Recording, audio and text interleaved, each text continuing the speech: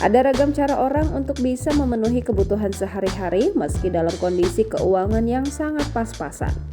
Salah satunya dengan berutang uang melalui aplikasi pinjaman online.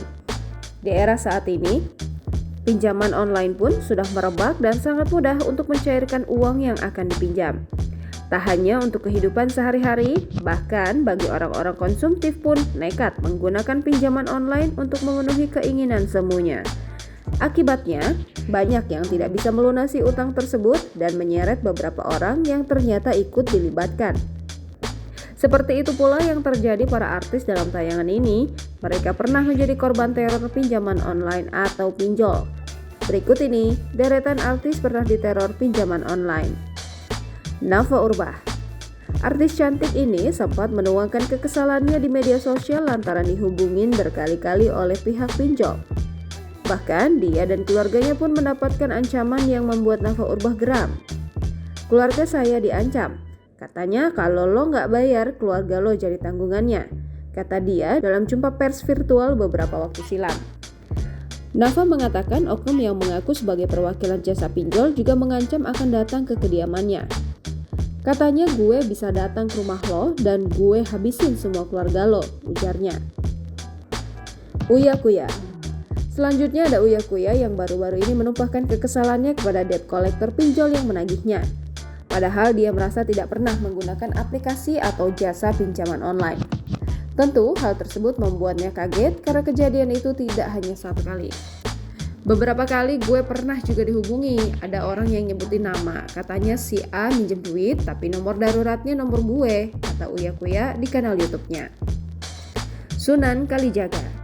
Pengacara sekaligus ayah dari Salma Vina Sunan ini juga menjadi korban teror pinjol. Dia mengaku sempat mendapatkan sejumlah pesan dari debt collector pinjol. Diteror begitu, Sunan Kalijaga pun geram. Sunan Kalijaga dengan tegas menyatakan bahwa ia tidak mengenal orang yang melakukan pinjaman online tersebut.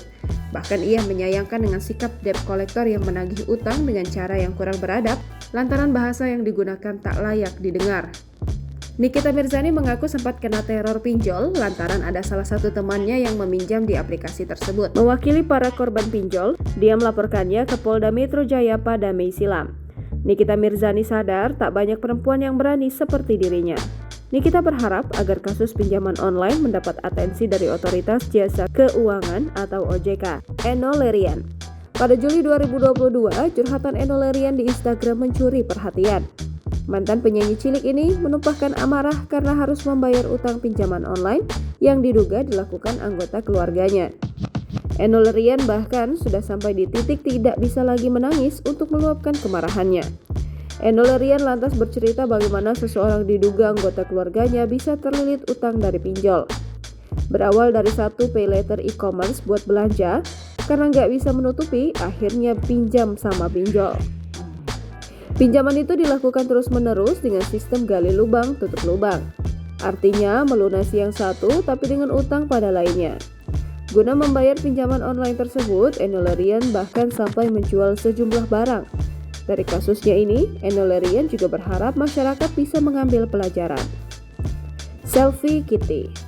Asisten rumah tangga ketahuan pergi tanpa pamit membuat Selfie Kitty bertanya-tanya. Dia mencari tahu dan mendapati dugaan ART-nya yang kabur menyalahgunakan data karyawan Selfie Kitty untuk pinjaman online.